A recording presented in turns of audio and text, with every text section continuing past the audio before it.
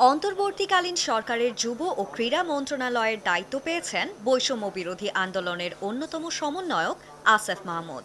কাজে যোগ দিয়ে রোববার প্রথমবারের মতো সচিবালয়ে আসেন এই উপদেষ্টা। এ সময় তাকে বরণ করে নেন কর্মকর্তারা।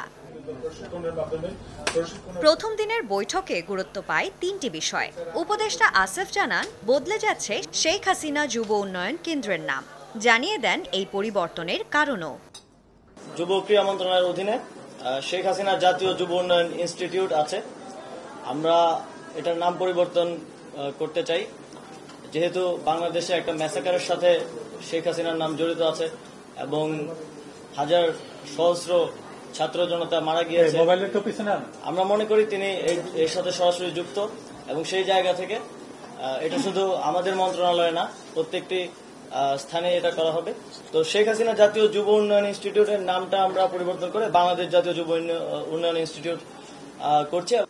আসন্ন নারী টি-20 বিশ্বকাপের আয়োজক হওয়ার কথা ছিল বাংলাদেশের, কিন্তু বর্তমান পরিস্থিতিতে আইন শৃঙ্খলা পরিস্থিতি অনুকূলে না থাকায় দেখা দিয়েছে অনিশ্চয়তা।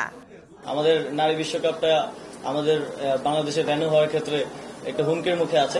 যেই ইস্যুগুলো হচ্ছে তার মধ্যে সবচেয়ে গুরুত্বপূর্ণ হচ্ছে সিকিউরিটি এনশিওর করা। সিকিউরিটি এনশিওর করার ব্যাপারে স্টেট লেভেল থেকে কিছু কাজ করার ব্যাপার আছে।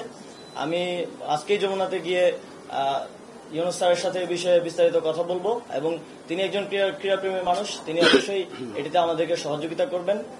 আওয়ামী লীগ সরকার পতনের পর বিসিবির সভাপতি সহ আত্মগোপনে বিসিবির কয়েক পরিচালক।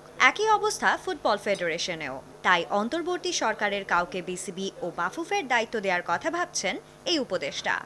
যেহেতু বিসিবি একটি অটোনমাস ফেডারেশন, তো সিদ্ধান্ত তো আমরা দিতে পারবো না।